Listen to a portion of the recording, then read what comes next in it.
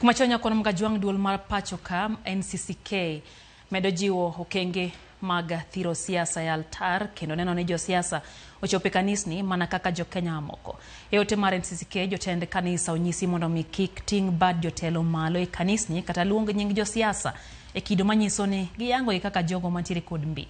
Aka jafo marwa Cynthia Onyango lero manenjalo jatend piny Rigathi Gachagua ochako yudore kama tek bang' ka otame thuolo mar loso e kanisa mar ACK gwenge Manyeri.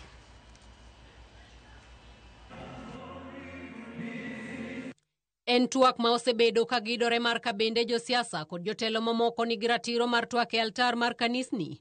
Ka duol mar kanise NCCK koro wuok oko mar keto ler kaka owinjore jo siasa otim ka giyuoro e kanisni mondo mi gibed kanyakla gi jokristo mamoko e lamo. E oboke makende ma ondiki gi NCCK en ayanga ni jo siasa ibiro mana yiene gi yuoro e lamo mana kaka jolemo mamoko ma ok ong'igi gi wang' maber ma oloyo jokristo mamoko. Altar bende owene chenro mag lamo kende ma ok owene jo siasa ni tuakie ka jodolo omi ting' mar tayo jo siasa ma oyuoro e kanisni mag lamo mondo kik gidhi oko mar chik. Mana kaka nyocha osetim kod kanisa Anglican, NCCK dwaro ni jo siasa manigi dwaro mar tuak otim kamano mana oko mar kanisa ka sadaka kata chiwo maggi bende ok landi ayanga. To ka opogore gi kaka osebedo katimore kinde ma okalo, NCCK dwaro ni jodolo thegre gi tim mar sidho jo siasa e altar kata lando chung' margi mar jo siasa e kanisa. Kaka yor chopo kare chikegi, NCCK ojiwo jodolo mondo mi owuo e dhok achiel ma ok opogore e paro. E kinde no ma NCCK ochiwo lendo mare, kanisni mamoko to osechako keto e tim chike makamago, karanyisi en mar kanisa Anglican mane olando mano juma mokalo kendo kawuono ne gimedo jiwe.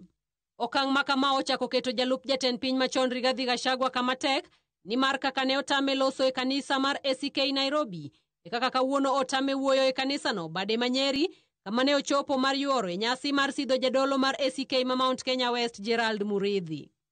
Not in the Anglican Church. We can do peace crusades outside because you don't know when the slip of the tongue happened.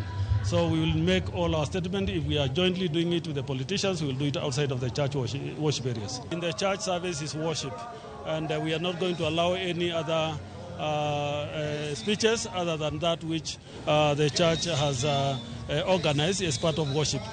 Gachagua ne oyiene mana loso oko mar kanisa no kama otwake gi rawere ka ojiwogi ni kik ti kodgi e siasa mar duoko oganda chien. Cynthia Onyango, Ramogi TV.